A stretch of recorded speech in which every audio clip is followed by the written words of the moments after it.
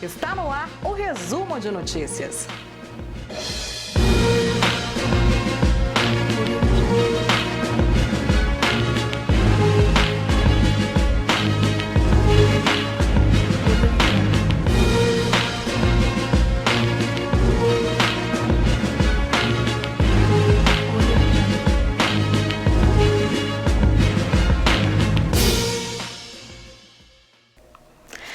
Terça-feira, 1º de junho, e você confere agora os principais destaques do portal Giro.com. Petrópolis voltou a ter ontem, dia 31, um depósito veicular municipal e serviço próprio de reboque.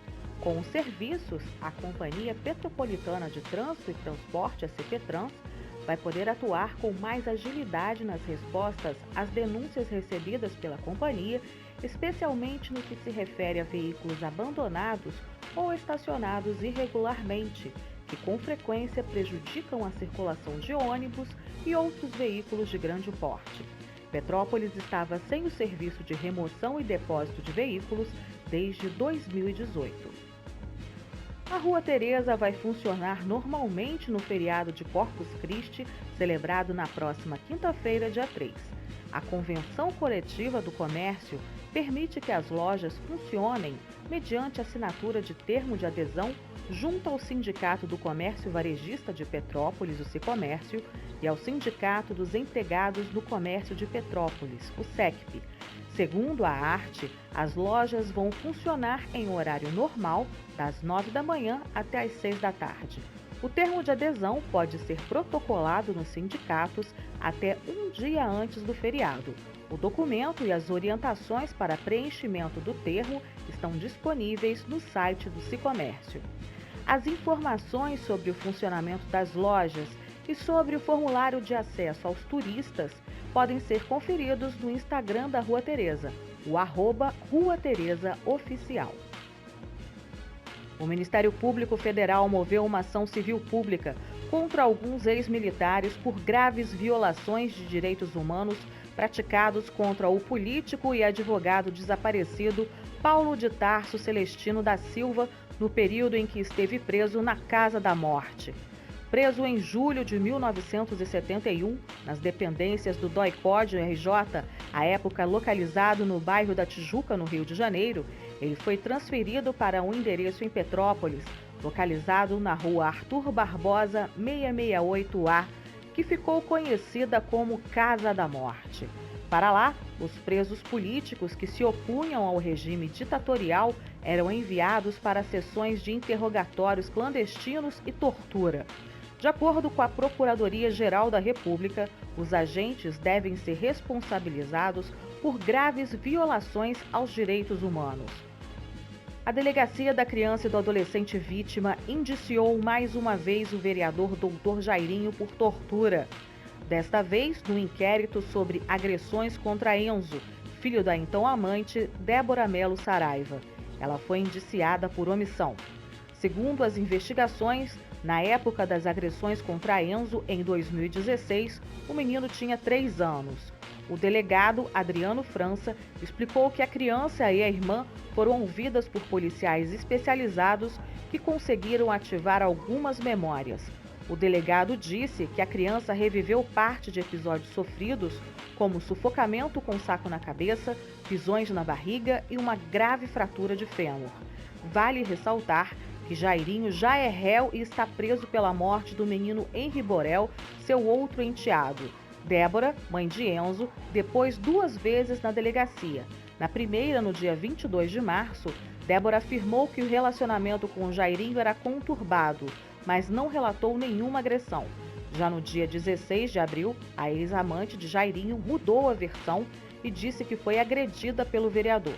Ela também relatou que Enzo apanhou dele.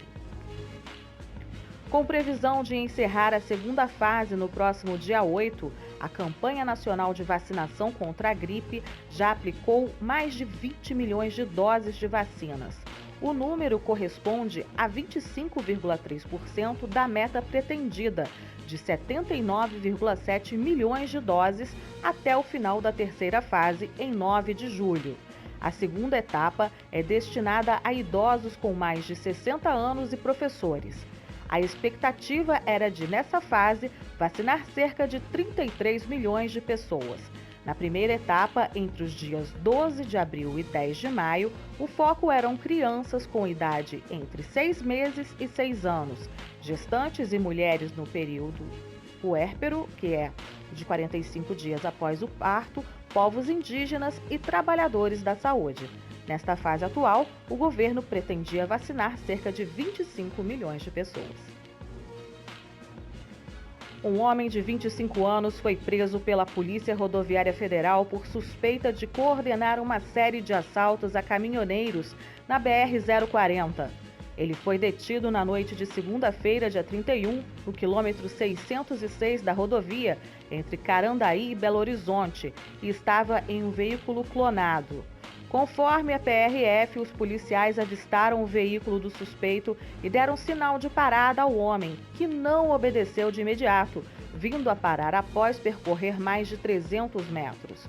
Durante as verificações, os agentes constataram que o carro que o jovem dirigia, um utilitário, tinha placas falsas e estava sem as chaves, funcionando por ligação direta.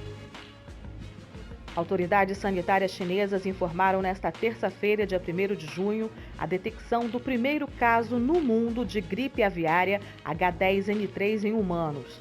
Em nota, a Comissão Nacional de Saúde assegura que até agora nunca houve contágio humano deste vírus e que se trata de uma transmissão acidental e que o risco de propagação em larga escala é muito baixo. O paciente é um homem de 41 anos da província oriental de Jiangsu. Ele começou a sentir febre e outros sintomas no dia 23 de abril e foi hospitalizado 5 dias depois, após o agravamento do seu estado. A comissão afirma que o quadro da pessoa infectada melhorou a ponto de atingir os requisitos para ele receber alta. Autoridades dizem ter realizado um acompanhamento de emergência em todos os contatos próximos do paciente, entre os quais não foram encontradas nenhum tipo de anormalidade. A previsão do tempo para esta quarta-feira em Petrópolis é de sol com algumas nuvens de manhã e pancadas de chuva à tarde e à noite. Mas à noite a chuva para. Temperatura mínima de 12 e máxima de 23 graus. Fazendo parte da segunda etapa da campanha Aquecendo Corações, o Instituto Casa Tricolor está sorteando uma camisa oficial do Fluminense, autografada por parte do atual elenco através de uma rifa solidária. O manto tricolor foi doado pelo atual lateral esquerdo do clube, Danilo Barcelos, que se engajou na campanha do agasalho promovida pelo Instituto e alertou para o frio durante o inverno aqui em Petrópolis. A ação tem como objetivo captar recursos para a compra de cobertores que serão doados a instituições beneficiadas pelo Instituto. Para concorrer, é necessário contribuir com um valor simbólico de R$10. A rifa vai estar disponível até o dia 21 de junho em uma plataforma online e o sorteio vai ocorrer no próprio sistema virtual. Para garantir o número da sorte, basta acessar os perfis do Instituto Casa Tricolor nas redes sociais e seguir as orientações.